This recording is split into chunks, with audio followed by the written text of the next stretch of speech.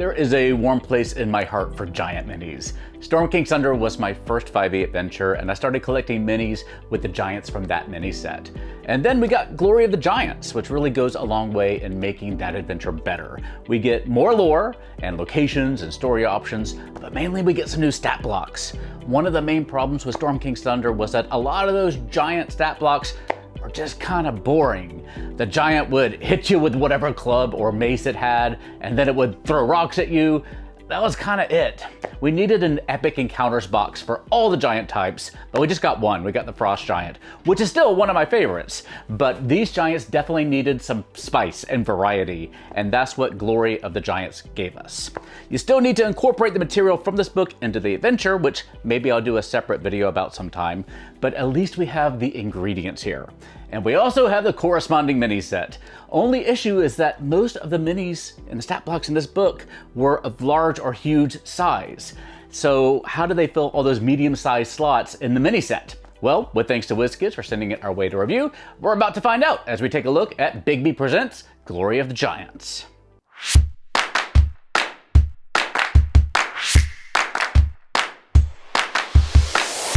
Enhance and improve your 5e games today with Hit Point Press.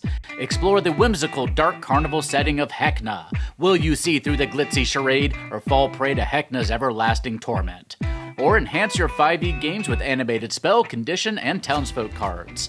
Add a slew of creative and gorgeously illustrated magical items with the Griffin Saddlebag. And face down more than 30 innovative 5e villains with their big book of big bads. Learn more today at Hit Point Press by using our link in the corner or down below.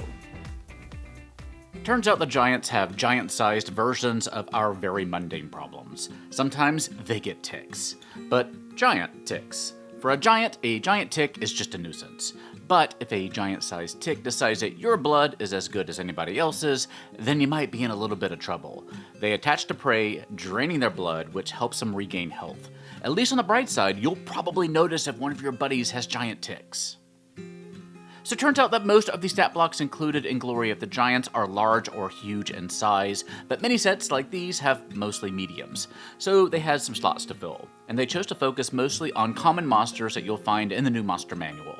Ettercaps are basically spider-like humanoid hunters with venomous bites and the Spider-Man-like ability to shoot out webs. They hunt and work with giant spiders, and they dislike fire and shopping for shoes. These guys are more traps than they are monsters. Your party is lurking through a cavern as quietly as they can when they suddenly brush up against some large mushrooms while exposing them to the light of their torches. And the mushrooms start shrieking, notifying anyone in the cavern that there is an intruder. They don't have any attacks themselves, hence their CR of 0, but they can still ruin your day. Glory of the Giants gives us an included Bugbear warband. We get 3 common Bugbear sculpts, and yes, they are just recolors of 3 of the figures in the actual Bugbear warband released in January 2023, although that warband set seems to be out of stock at most online retailers as of the making of this video. The new monster manual gives us 2 Bugbear stat blocks, the CR1 Warrior armed with a light hammer, and the CR3 Stalker with a javelin and a morning star. Let me read you the entirety of the lore we get for them in the monster manual. Bugbears embody fear of the wilds and the menace of natural places. They're notoriously stealthy, and foes that venture into their territories often vanish without a trace. If you're just starting with D&D with these books, that lore is not a lot to build from. But if you're not new, well, you know Bugbears. In the new edition, Bugbears focus on grappling. The Stalker can grapple a foe with a bonus action and then drag them away without affecting their movement speed. They also get advantage on Morningstar attacks against grappled foes. The Warriors can grapple with an action, and they also have the Abduct and Attack advantage abilities. Our next 3 are also recolors of Warband minis. The Orc Warband in this case, which also appears to be out of stock at the moment. As a reminder, there are no more Orc stat blocks, at least at the moment. In the new monster manual, sapient humanoid peoples like orcs aren't treated like default monsters. Instead, they're mapped to generic humanoid stat blocks. The standard orc stat block is the Tough, with pack tactics and a mace and a heavy crossbow. The Orog is mapped to the Berserker stat block, which includes the Frenzy ability. When they're bloodied, they have advantage on attacks and saves. Orogs are Underdark orcs, known for their weaponsmithing and their prowess in combat, but they are typically extremely sensitive to bright light, so some of the race-specific details like that you'll need to incorporate into your stat blocks as you like. So if you are going to make an orc stat block in the new edition, you'll take the humanoid stat block that makes sense for the mob you're making, so tough, for example, and then you can refer to your Dungeon Master's Guide for traits and alterations. You can give them dark vision out to 60 feet, and while their old aggressive trait isn't listed, you can give them something like battle ready, which gives them advantage on initiative. The Wizards has said that more species-tailored humanoid stat blocks are expected in upcoming setting books.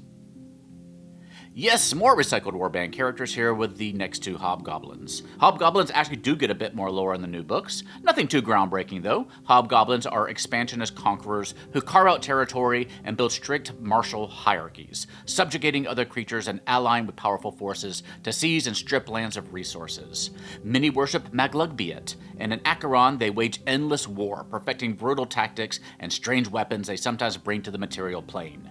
They get a d6 rolling table to determine their individual war tactics, like building troop-carrying war vessels, or training monsters to fight, or constructing giant machines to strip resources. We get 3 Hobgoblin stat blocks, the CR1 Half Warrior, the CR3 Captain, and the CR6 Hobgoblin Warlord.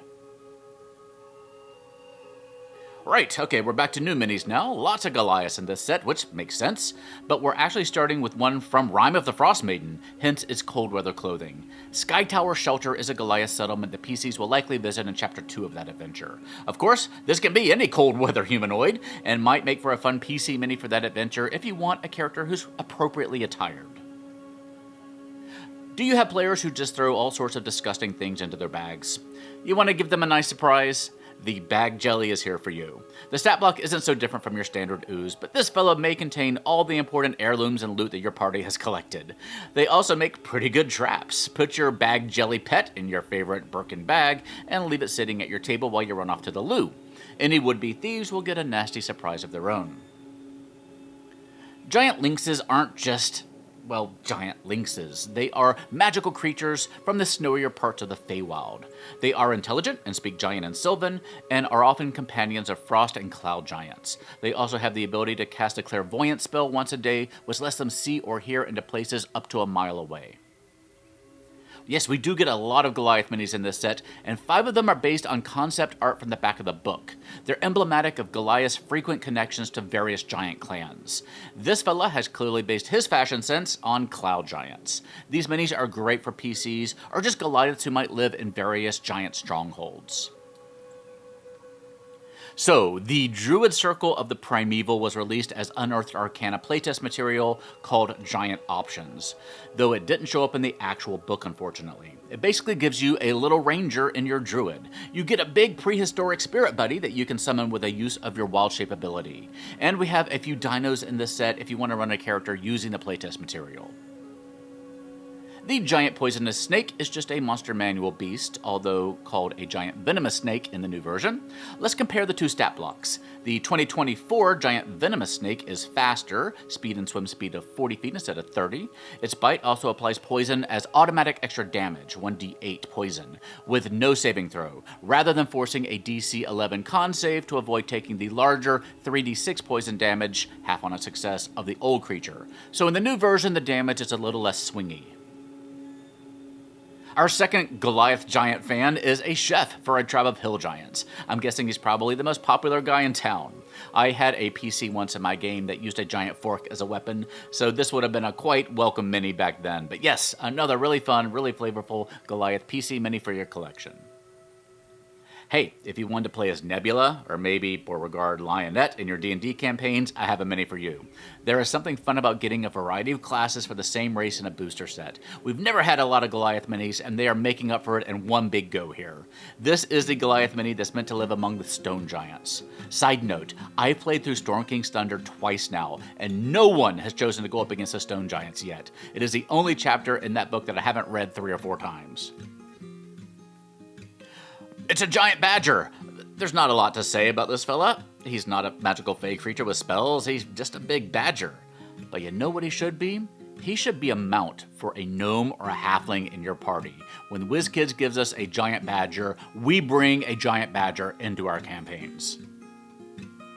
The Deinonychus is a larger cousin of the Velociraptor.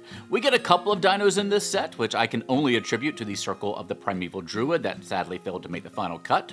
If you're using the old rules, it should be quite easy to allow the playtest subclass into your campaign if you want. You may have to do a little bit more tweaking to make it work in the new edition though. Wild Shape has shifted from an action to a bonus action, and you get way more uses of it per day, which may throw off some balancing. Here we have an early Jurassic carnivorous dinosaur. It's bipedal and famous for its distinctive pair of crests on the top of its skull. This is actually the dinosaur featured in the Circle of Primeval art. We don't have a Dilophosaurus stat block. The closest match we have is perhaps the Allosaurus, which has a fast move speed and a bite and a claw attack.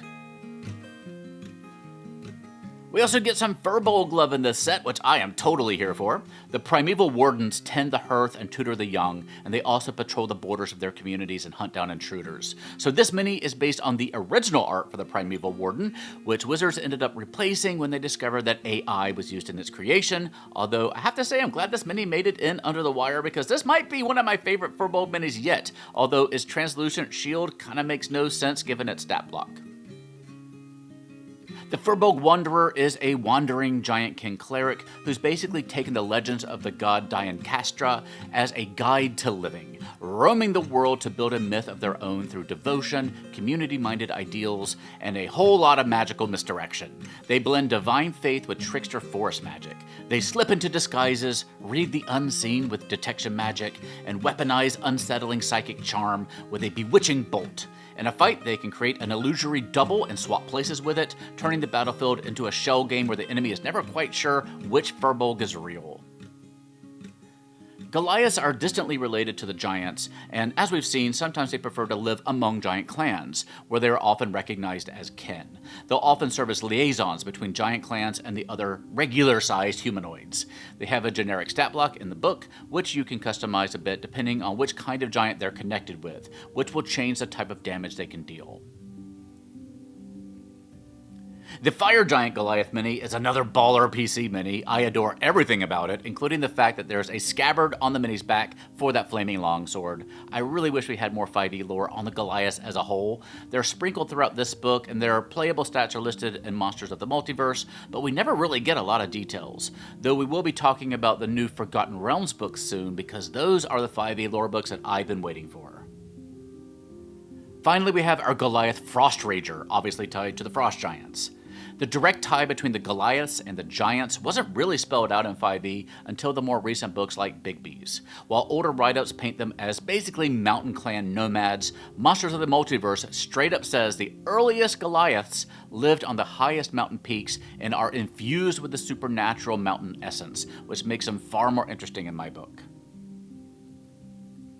Bigby originated as an antagonist-turned-apprentice to Gary Gygax's character Mordenkainen, serving as a way for the game's co-creator to experiment with high-level wizardry and spell development. He became a permanent fixture of D&D lore through the Bigby's Hands series of spells. Though he began his career determined to use magic to dominate and control others, Bigby eventually changed his ways and worked hard to make amends for his past villainy. Mordenkainen welcomed Bigby into the adventuring company known as the Citadel of Eight, which later became the Circle of Eight. A recent misadventure led to Bigby's untimely demise. After he was crushed to death by a frost giant's boulder, Bigby was the target of a reincarnate spell. The spell transformed Bigby from a human into a gnome. While we didn't get the Druid Circle, unfortunately, we did get a new rune carver background, which represents a character who has mastered the ancient, giant-born art of binding elemental power into physical symbols. You know a number of runes equal to half your proficiency bonus, rounded down, chosen from the Rune Spells table. Whenever you finish a long rest, you can inscribe each rune you know onto one non-magical weapon, armor, piece of clothing, or other object that you can touch. You temporarily learn the first-level spells that correspond to the runes that you inscribed. The spell list includes Inflict Wounds, Fog Cloud, Chromatic Orb, Disguise Self, Burning Hands, Armor of Agathis, and quite a few more. We also get some new feats, including Fury of the Frost Giant. You get an ability score increase, resistance to cold, and after a creature hits you, you can use your reaction to hit them with a blast of cold, which can damage them while also reducing their speed to 0. You can use this reaction a number of times equal to your proficiency bonus, and you regain all expended uses when you finish a long rest. Now we get to spice up our regular giants a little bit, starting with our undead fire giant here called a Firegaunt. They say its burning hatred keeps it from passing into the afterlife, so it rises from the dead and, like a specter, sees nothing but destruction. It's able to shoot rays of fire out from its eyes, mouth, and open wounds into a 30-foot cone which deals fire damage and lights folks on fire. Fire giants are big fans of war. If they're not thinking about the Roman Empire, they're thinking about the blood war between the devils and the demons. Sometimes they'll see the devils as an inspiration and a means to improve their station in the ordning. So they'll enter into a pact with the devil and become corrupted, resulting in them turning into this, a Fire Hellion. The souls it takes rise in Avernus as lemures. Frostmourns are frost giants who are killed dishonorably, and who rise from the dead to seek vengeance.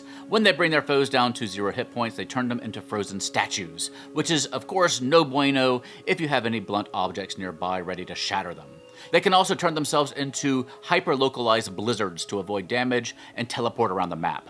They can make for some pretty stressful fights. This is another piece of art that was changed after the AI scandal.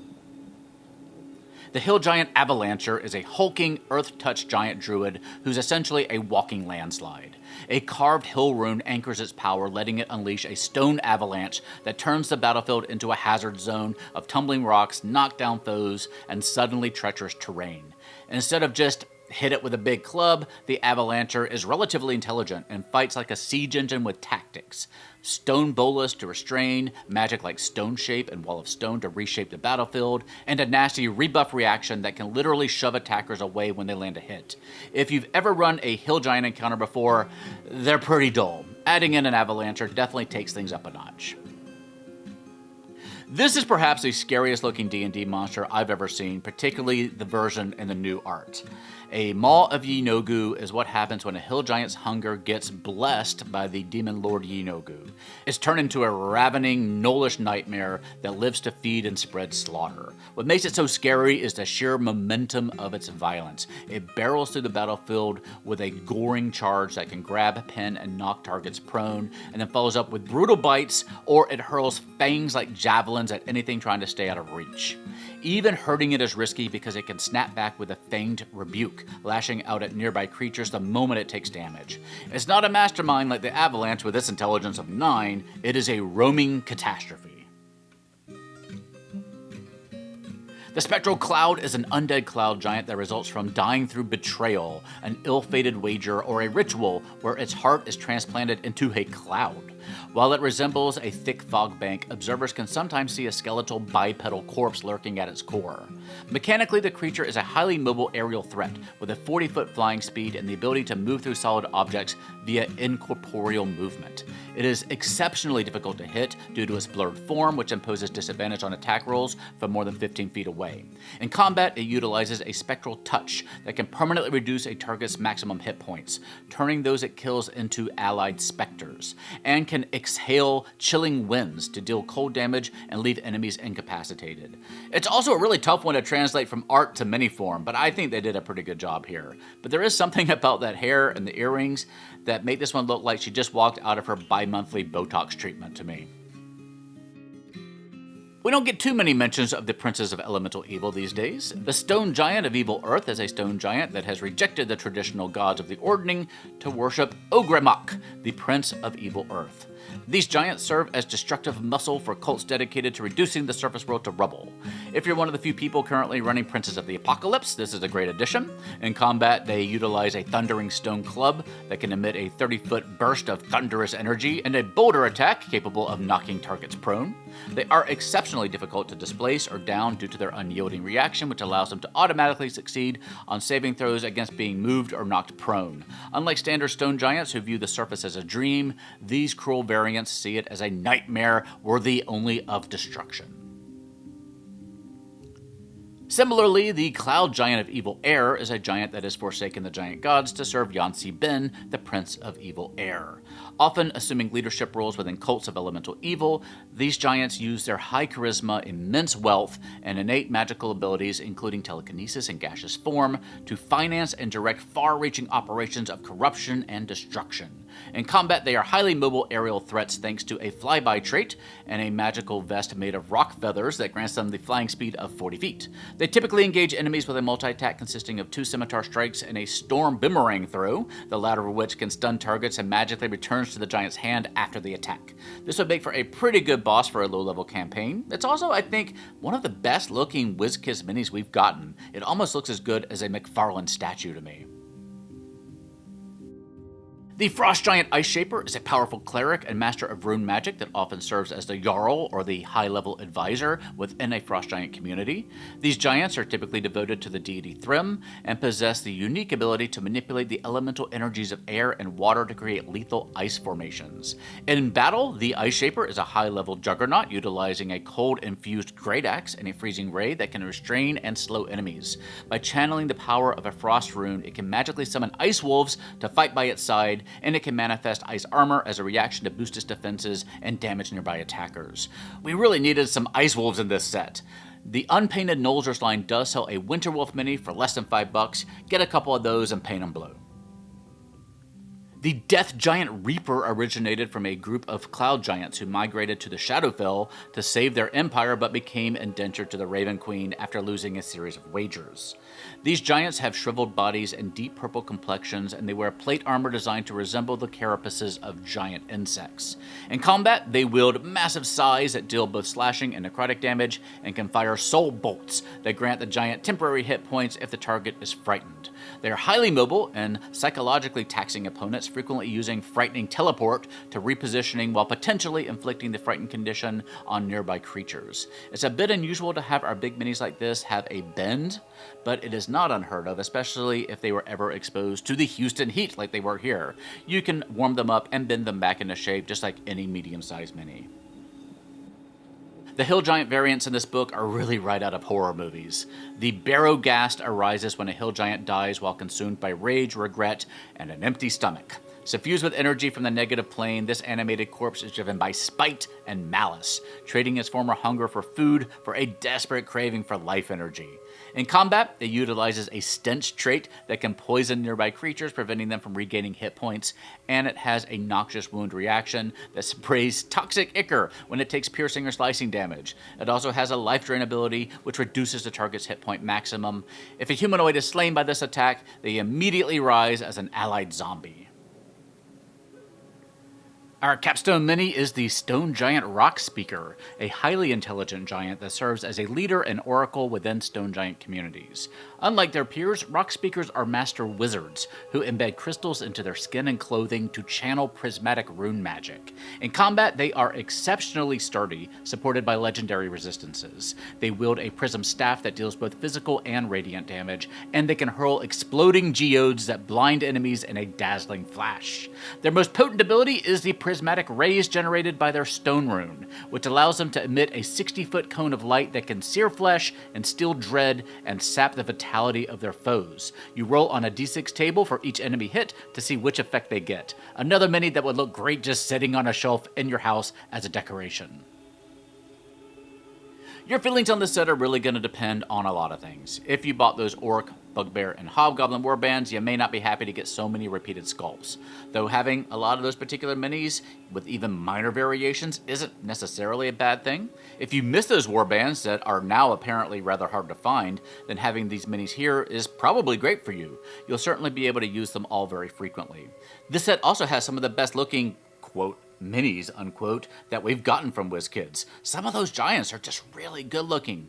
I so wish that I had the Glory of the Giants book and these minis when I ran Storm King's Thunder in person as my first campaign. The original base level giant stat blocks are almost all incredibly dull. Having these to vary things up and provide more challenge would have been really great. And the extra lore this book provides also helps deepen that adventure. But this set also gives us those great Goliath and Firbolg minis, which fills big gaps in my collection. They're both potentially really fun races to play as, and having more minis to choose from is fantastic. The dinosaurs are nice too, if you want to try out that playtest Druid circle, or if you're thinking about running Tomb of Annihilation. This set also had a a limited edition preview box with 5 recolor variants from the set. All the preview box minis are on the right side in these comparison videos, and all of the booster box minis are on the left. And luckily, the limited edition apparently wasn't all that limited, because there are still box sets available on Amazon if you really want them, but they are $70, which is quite a lot for 5 minis.